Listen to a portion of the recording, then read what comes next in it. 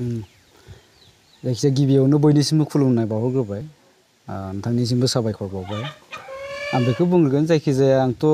कालचारनिसो मानसि नालाय हारिमुनिसो मानसि खिन्थु नोंथाङा पलिटिक्सनि माबा सोंथिखौ आंनाव सोंबाय जायखिजाया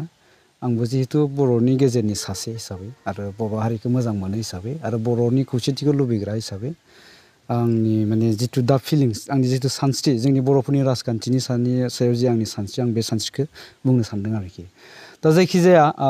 राजखान्थिनि बयनिख्रुइबो देरसिन सुथुरानो जाबाय अभार कनफिडेन्स होननानै बुंदों जाय राजखान्थि हान्जाया जाय पलिटिकेल पार्टिया जाय पलिटिकेल लिडारा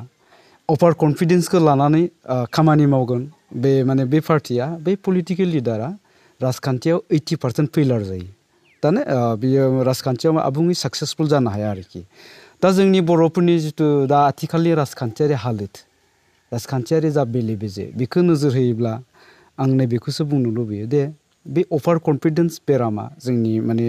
पलिटिकेल लिडारफोरनियाव माने आथिखालाव एसे माबानानै भुगिनानै दं आरो बिथांमोना अभार कनफिडेन्स बे बेरामावहाय मानोना जोङो 2014 मायथाइयावबो जों मोनसे लेसन मोनदों 2014 मायथाइनि जिथु लकसभा इलेक्सन बे इलेक्सनाव जों मोनसे लेसन मोनदों खिन्थु 2019 मायथाइनि जिथु लकसभा इलेक्सन जों बेवहाय नुबाय दानो 2014 मायथाइनि जि लेसन बे लेसननिफ्राय जोङो जेबो नलेज लायाखिसै दा फैयै फैयै बिदिनो 2019 मायथाइयावबो बे अभार कनफिडेन्सखौ लानानैनो जोंनि मोनफ्रोमबो पलिटिकेल पार्टिफ्रा बा साफ्रोमबो पलिटिकेल लिडारा माने लकसभा इलेक्सनाव बिदिनो बाहागो लानायनि उनावहाय बिनि फिथाइखौ जों मोनबाय बयबो मोनदों फिथाइखौ मोननायनि उनावहाय जोंनि बर' रायजो राजा साधारन माने भटार्सफ्रा माने दुखु मोननायखौ दिन्थिदों बिथांमोना ओंखायनो दा आथिखालाव लुबैदों खौसेथि जानांगौखौ खिन्थु 2019 मायथाइनिफ्रायबो जोंनि पलिटिकेल लिडार बिथांमोनहा माने जेबो लेसन मोनाखै नामा होननानैसो आं बुंनो लुबैदों आरोखि जायनि थाखाय दिनै जोङो माने खौसे जानो हायाखै गोबां सावरायबाय थादोंबाबो बे सावरायनाया फेलें जादों होननानै जों मिथिनानै मोनदों आरोखि खिन्थु आं बिथांमोनखौ खावलायगोन दिनैनि दिनाव जोंहा माने खौसे जायाब्ला राहा गैया जों खौसे जानांगोन जुदि जोङो नैबे बिटिसिखौ जोंनि बर'नि आखायावनो जुदि लाखिबाय थानो गोसो दंबा बिटिसिनि गेजेरजों बर' हारिनि डेभेलपमेन्टनि खोथाखौ बर' हारिनि जौगानाय अलराउन्ड डेभेलपमेन्टनि खोथाखौ जुदि सिन्था खालामदोंबा आरो बयहाबो बे मेन्टेलिटिया दङब्ला जों मोनफ्रोमबो राजखान्थि हान्जाया जयै थानो नांगौ आं बेखौ खावलायदों आरोखि मानोना दिनै बे बिटिसिया गोबां माने बर' जोहोलावजोफोरनि थैनि बेसेनजों सोरजिजानाय जायखौ सोरजिनो थांनायाव माने गोबां माने बिमा माहारिफ्रा जिनाहारि खालामजादों गोबां खाफालनि सिन्दुरखौ खोमोरनो गोनां जादों दिनै बे खुंथाया जुदि गुबुननि आखायाव थाङोब्ला माने बेयो बर' जाथिनि थाखाय बिराद गिदिर मोनसे दुखुनांथाव मोनसे जारिमिन जानानै थागोन दा ओंखायनो आङो बिथांमोनखौ खावलायदों आरोखि जे जोङो माने बे अभार कनफिडेन्स गावनि सायाव बे अभार कनफिडेन्सखौ लानानै दा जुदि जोंनि लिडारफ्रा राजखान्थिनि फोथाराव ओंखारोबा 2019 मायथाइनि बायदि आरोबाव माने फिन जे फेलें जाफिना आं बेखौ बुंनो थाङाखै आरोखि अदेबानि नैबे बेलायाव बिथां हिरा सरनिया बिथांखौबो आं बुंगोन बिथाङाबो बर' मानसिसो नालाय बिथाङा जेरैबायदि डायलग होबाय दं बिथाङाबो माने अभार कनफिडेन्स माबायाव भुगिनानै दं आरोखि बिथाङा दा जियानो जा बिथांनि खोथाखौ जों बाद हो बिथाङा जिहेतु माने बर'नि हेंथायैनो जुजिबाय दङ बिथांनि खोथाखौ बाद हो दा जोङो जोंनि माने राजखान्थि हान्जाफ्रा दिनैनि दिनाव खौसे जायोब्ला मोजां जायो खिन्थु सिट शेयारिं होननाय खोथायावबो आङो थारमाने बारा सापर्ट गैया आं बेयाव सापर्ट होनो लुबैयो आरोखि सिट शेयारिंनि खोथाया जाहैबाय गादिनि लबाव खामानि मावनाय जाहैगोन आरोखि गादिखौसो राननाय जागोन गादि राननाय जागोन बे इउनिटिनि खोथा फैला बेयाव बे खौसेथिनि खोथा फैला आं बुंदों खौसेथिनि बाथ्रा जे खौसेथि जुदि जोंहा गैयाब्ला जुदि सिट शेयारिं खालामोब्ला बे खौसेथिया नट एभारलास्टिं बे बोसोरसे बोसोरनै बा 3 बोसोरनि उनावबो बे बायलांफिननो हागौ आरोखि आरो फिन गोदानै जोङो आरो खेबसेबाव राजखान्थियारि बेले बेजेआव भुगिबावगोन आरोखि गतिके दिनै गोबां जोंनि पलिटिकेल लिडारफ्रा जेनेबा साफ्रोमबो नोंबाबो आंबाबो साफ्रोमबो बिटिसिआव थानाय बर' सुबुं पलिटिकेलाव जायफ्रा आखाइ होदों बिथांमोनहा मोनसे बयहाबो सेन्टिमेन्ट दङ जातिनि सेन्टिमेन्ट जुदि जोंहा बयहाबो जुदि जातिनि सेन्टिमेन्ट दङब्ला बे जातिनि सेन्टिमेन्टखौ सिगाङाव दोननानै सिट शेयारिंनि खोथाखौ जालदाब दोननानै खौसे जानांगौ आरोखि आं बेखौसो माने पार्सनेलि आं इन्डिभिजुवेलि आं बेखौ खावलायदों आरोखि। नोंथाङा जे बे दिनैनि बे बेले बेजेखौ नुनानै नोंथाङा गोरोबगोनखौ नोंथाङा सानदों नामा नोंथाङा माबाफोर सानदों नामा? बेरामा थारमाने बांद्राय गोबाव जायोब्ला केन्सार महर लायो आरोखि। आदसा थारमाने बे बेरामा अभार कनफिडेन्स बे बेरामा आं दिनैनि खोथाखौ बुङाखै आं हमनानै ला आं दाख्लैनि खोथाखौ बुंबाय 2014 नङा होमबा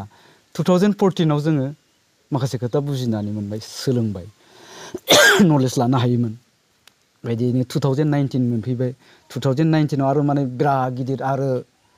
वाइड मोनसे आरो जोङो नलेज मोनबावदों बिनि उनावबो दिनै नै 2020 बिटिसि इलेक्सन मोनफैसिगोन दा बेवहायबो जोङो खौसे जानो गोसो गैया खौसे जानो हायाखै माने बै पलिटिकेल लिडारफोरनि जितु अभार कनफिडेन्ट जितु बेराम बे बेरामा थारमाने केन्सार महर लाबाय खोमासो होननानै आं बुंनो लुबैदों आरोखि। दा ओंखायनो खौसे जागोन ना जाया होननाय फिननायखौथ' आं होनो हाला बिनि फिननाया बिथांमोननियाव दङ खिन्थु आं खावलायगोन बिथांमोनखौ आं दाबो बुंगोन थारमाने आं मोनसे एग्जाम्पल होनि जोंनि कख्लाबारि समस्तिनि खोथाखौ जों गुबुनारिफ्रा खेबसे सौग्रावनायनि उनावनो बेनिफ्राय बिसोरो लेसनखौ नलेजखौ लायो आरोखि। जेनेबा थांनाय बिटिसि इलेक्सनावहाय जोंनि बे गुबुनारिफ्रा सानै केन्डिडेट दंमोन सानैबो 50-50 गावदोंमोन बिसोरना बेदिनो जोंनाथ' थाखाबायानो सानै गुबुनारिफ्राबो सानै थानायलाय जोंनिया सासे देरहादोंमोन आरोखि बर'फ्रा दा ओरैबायदि स्ट्रंलि मोनसे बिथांखि लादों आंनि मोनथिनायाव खारन आं दहायनो बुंदों बिसोर खेबसेयावनो सोलोङो बिसोरनिफ्राय मालाबाबो थारमाने सानै केन्डिडेट जानाय नङा जोंनि कख्लाबारि समस्तियाव जोंनियाथ' गोरोबाबा सानै जाखागोन दा सानै केन्डिडेट जायाब्ला एसामिस भटार्सआ आफ्टार माने पल दाने 19,000 प्लास जायो बिसिना मोनसेल' जायोबाथाय आरोखि 19,000 प्लास ओमफ्राय जोंनिया माबानिया बर'फोरनि भटआ माने 38 सामथिं दं खोमा 38 सामथिं बा बेखौ आफ्टार पल थारमाने 35सो जायो आरोखि 34सो जायो 34 जायोब्ला जों बेखौ जुदि समान समान रानोबा बेसेबां गोलैयो 17 आरोखि दा ओंखायनो माने जेननाया रोखा जोंनियाव जुदि गावस्रायोब्ला दा बेखौ मिथिसेयावबो बेखौ बुजिसेयावबो माखासे माने बिदिन्थि दं गुबुन गुबुन समस्तिफ्रावबो बेफोरनि सायाव जानो हागौ जोंनि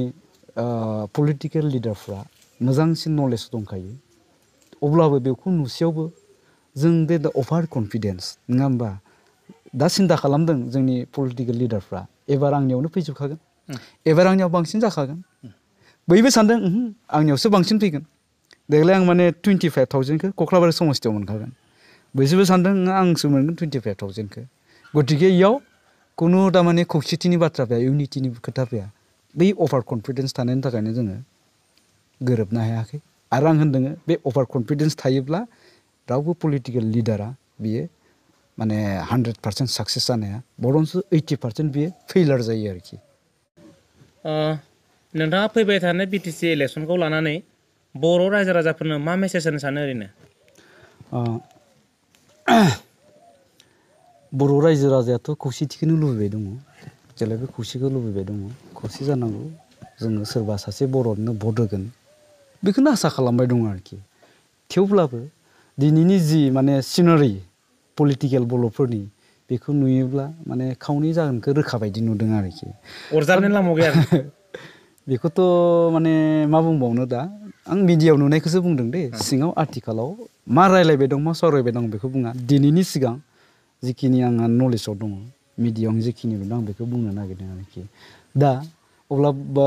बर' भटार्सफ्रा सादारन रायजो राजाफ्रा लुबैदोंब्लाबो हमना ला सानै केन्डिडेट जागोन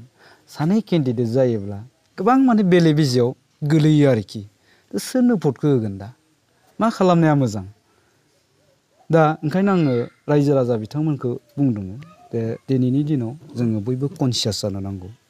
जोंनि थांखिया रायजो राजाफोरनि थांखियाथ' नैबेनोखा जायखिजाया जोंनो सासे मोजां केन्डिडेट नांगौ जाय केन्डिडेटआ जोंनि ओनसोलनि अलराउन्ड डेभेलपमेन्टनि खोथाखौ सिन्था खालामो सादारन रायजो राजानि खोथाखौ बुजिनो हायो बेबायदि केन्डिडेटखौ जोंनि रायजो राजाफ्रा नागिरोब्ला जिहेथु जोंहा बर'नि सार्थ दं बर'नि देरहानायनि सार्थआव जों रायजो राजाफ्रा दंखाथारो हिसाबै आं रायजो राजाखौ नैबेखौसो बुंनो लुबैदों पार्टिनि जेबो माबा लाखियाबालासिनो फाराग लाखियाबालासिनो गावबागाव ओनसोलाव जाय मोजां केन्डिडेट नोंथांमोननि थाखाय गावबागावनि थाखाय जाय मोजां केन्डिडेट ओनसोलनि थाखाय माने बेयाव बयबो ज' भट होनांगौ आरोखि नङाबा खिन्थु जोङो थारमाने बर'फ्रा देग्लाय बिटिसिखौ खोमानानै लानांनाया रोखा होननानैसो आं बुंनो नागिरदों आरोखि दा जायखिजाया बर' रायजो राजा नोंथांमोना गाज्रि मोनबाबो आं बे खोथाखौ बुंबाय सोरबा पलिटिकेल पार्टिया बा पलिटिकेल दैदेनगिरिफ्रा बेखौ गाज्रि मोनदोंबाबो आं बुंदों आरोखि बुंनो लुबैदों नैबे परिबेकआव नैबे सिटुवेसनाव दिनैनि दिनाव जोङो पार्टिनि जेबो फारागथि लाखियाबालासिनो केन्डिडेटनि फारागथि लाखिनानै जोंनि समस्थियाव जाय केन्डिडेटआ मोजां जाय केन्डिडेटआ फिटेड बेखौ नोजोर होनानैसो भट होनो थाखाय आङो खावलायगोन आरोखि